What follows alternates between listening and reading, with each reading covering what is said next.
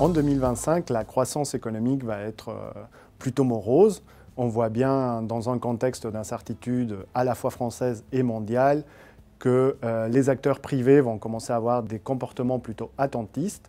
Et d'autre part, 2025 et 2026 sonnent le début de la consolidation budgétaire avec presque un point de PIB en 2024 déjà, et 2025 et 2026, ça continuera et c'est parti pour durer quelques années.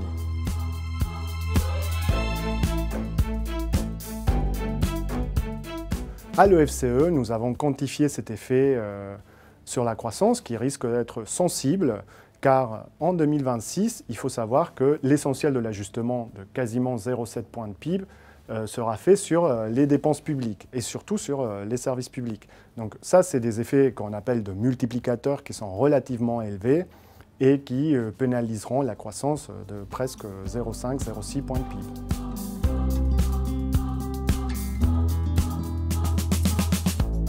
En France, la dette publique française est en hausse. Cela se distingue des autres pays d'Europe et elle devrait continuer à augmenter dans les années à venir.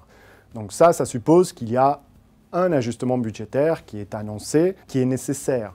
Néanmoins, tout cela fait penser à la réorientation des politiques publiques et qu'il faut utiliser tous les leviers disponibles pour réaliser cet ajustement et ne pas se lier les mains. Donc l'État garde des marges de manœuvre, mais cela n'empêchera pas de faire des ajustements par ailleurs.